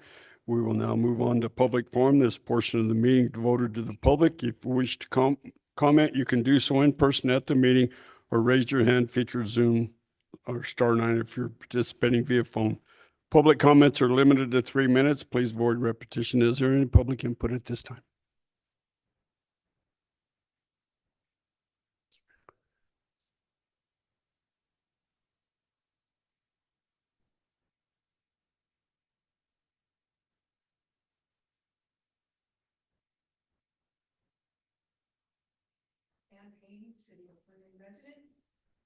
Council, Mayor.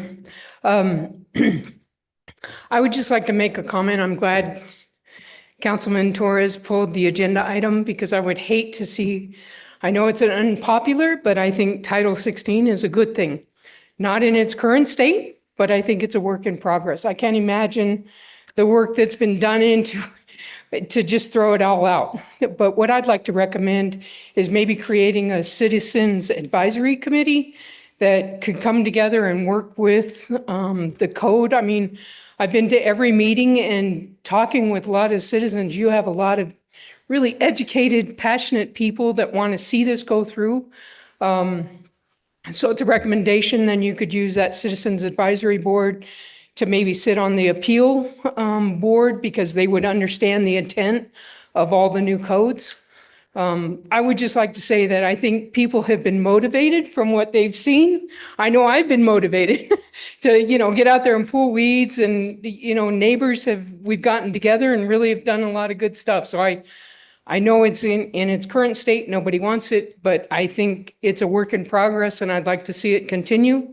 And maybe with a smaller group of citizens, might make it a little bit more efficient getting through it and getting it to a reasonable place where everybody could live with it. Thank you. Thank you. Any further public comment?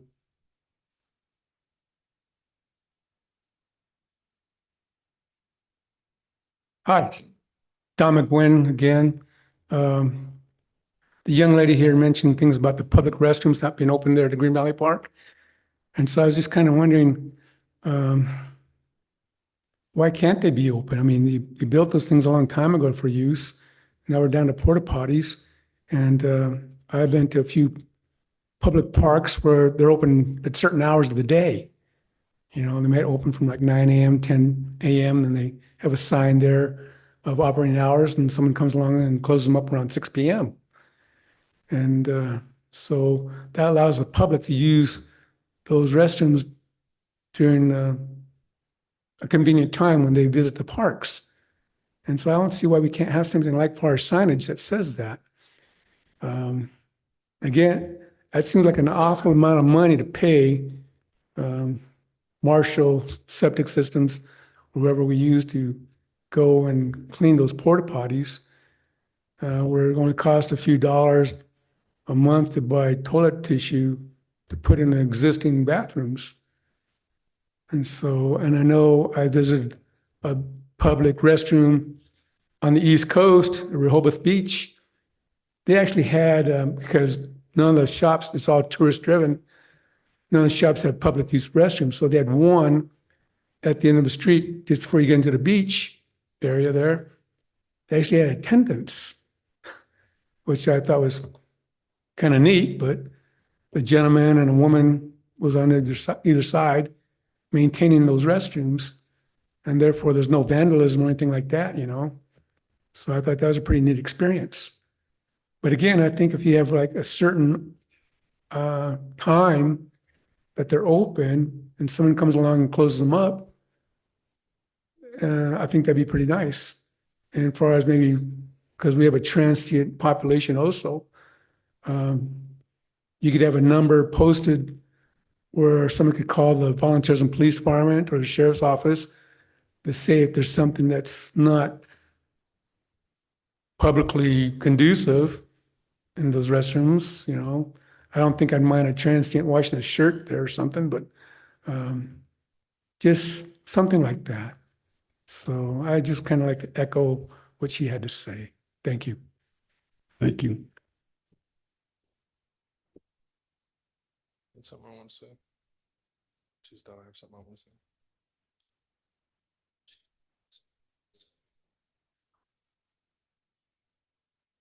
I'm just waiting for them to stop talking. Tammy Dittman for the record.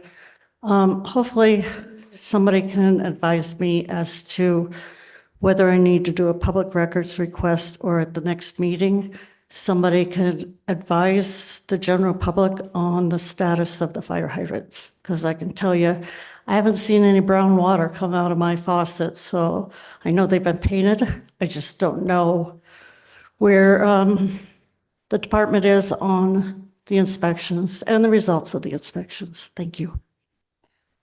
Thank you. Any other public input?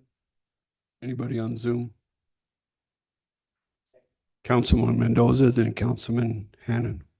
Yeah, I don't, this isn't for conversation because it's not on the agenda, but whoever has information regarding the restrooms to the parks and the history of why they are locked up, I'd like to have that in my email, please.